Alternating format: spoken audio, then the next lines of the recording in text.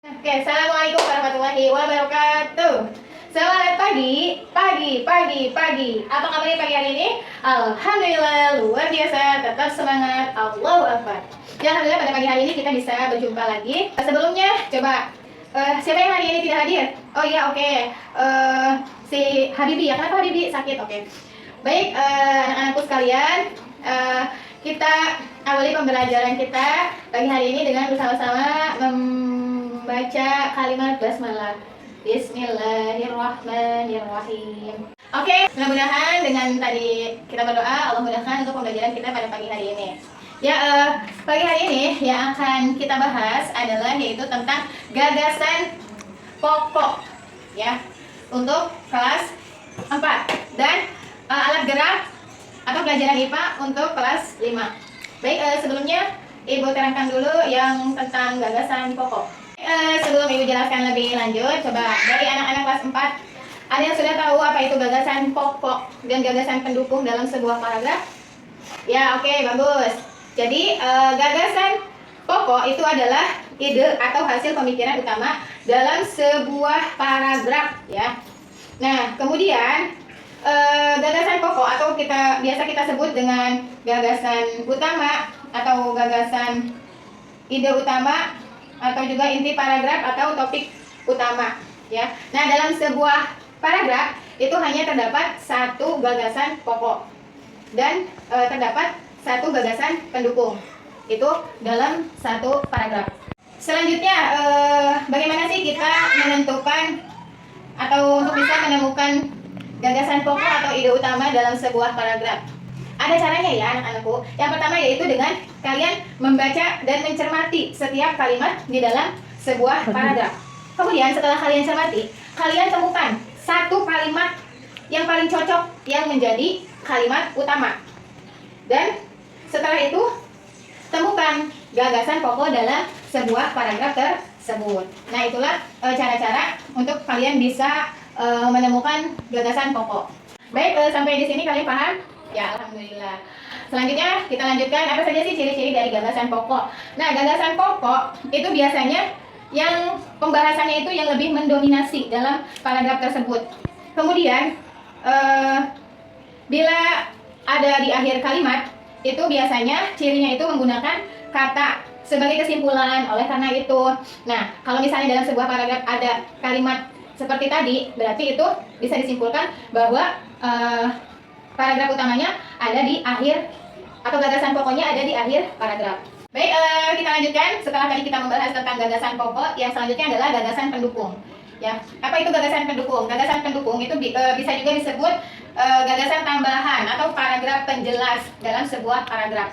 Kemudian, apa itu gagasan pendukung? Gagasan pendukung seperti yang tadi disebutkan, sama dengan namanya, yaitu berupa ide tambahan atau uraian atau informasi pelengkap dari gagasan utama yang tadi dijelaskan. Kemudian, apa saja ciri-ciri dari gagasan pendukung itu? Gagasan pendukung itu berada di dalam kalimat-kalimat yang menjelaskan gagasan pokok.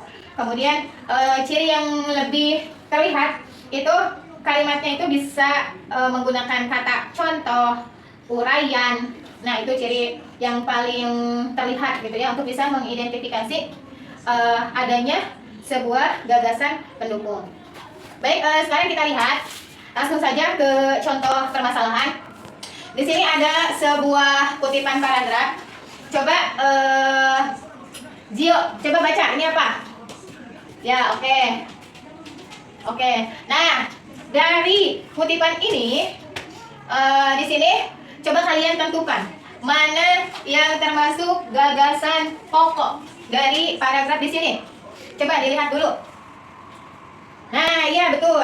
Gagasan pokok di sini itu berada di akhir paragraf, ya. Nah, kalau gagasan pokoknya ada di akhir paragraf, ini paragrafnya disebut paragraf deduktif. Kalau misalnya gagasan pokoknya itu ada di awal paragraf, itu paragrafnya disebut paragraf induktif.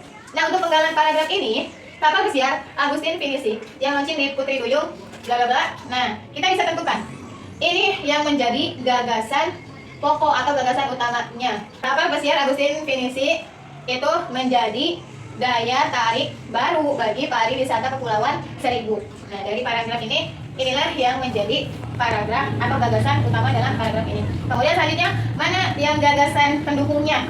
Gagasan pendukungnya itu kalimat pelengkap yang menguraikan tentang si kapal pesiar ini. Mana coba? Nah, ya ada di sini. Nih, bisa berupa ini sederet paket wisata pelayaran selama 4 jam. Ini menjelaskan lebih terperinci atau lebih detail dari penjelasan pendukung tadi, penjelasan gagasan pokok tadi, yaitu yang membahas tentang kapal pesiar Agustin Finisi. Oke, sampai di sini bisa ya kalian membedakan mana yang gagasan pokok dan mana yang gagasan pendukung. Bisa? Ya, oke, hebat. Nah, sekarang untuk mengetes kemampuan kalian, Ibu akan bagikan soal LKPD.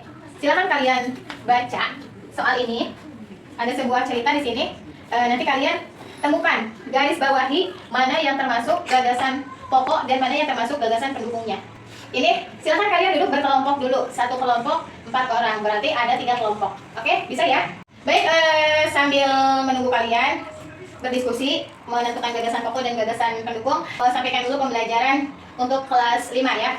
Seperti yang tadi Ibu bahas, Ibu sampaikan di awal bahwa kalian pada pertemuan kali ini akan membahas tentang sistem gerak pada hewan dan manusia. Apa itu sistem gerak? Ya, oke, bagus. Ya, pinter. Nah, jadi dapat disimpulkan bahwa sistem gerak itu merupakan kesatuan di dalam tubuh manusia atau di dalam tubuh makhluk hidup yang membuatnya bisa bergerak sesuai dengan kehendaknya, mau berlari, mau melompat. Nah, itu ya yang disebut dengan sistem gerak. Selanjutnya, apa saja sih sistem gerak pada manusia? Ada yang tahu nggak? Nggak tahu? Ya, oke, sekarang Ibu jelaskan. Jadi sistem gerak pada manusia itu yang pertama ada tulang, kemudian ada persendian, dan yang ketiga yaitu otot ya. Terus tulang juga banyak ya, ada tulang paha, tulang kering, tulang pergelangan tangan yang biasa digunakan untuk bergerak. Kemudian selanjutnya tadi disinggung ya, sistem gerak berupa tulang. Apa sih fungsi tulang? Tulang itu ada berfungsi untuk sebagai fondasi tubuh, melindungi organ-organ vital di dalam tubuh, dan tempat penyimpanan kalsium. Itu salah satu fungsi dari tulang. Ya, kemudian tulang itu berdasarkan jenisnya, tulang dibagi menjadi 2 jenis, ada tulang rawan dan tulang keras. Kalau tulang rawan atau lunak ya, itu biasa bisa digerak-gerakkan. Contohnya apa?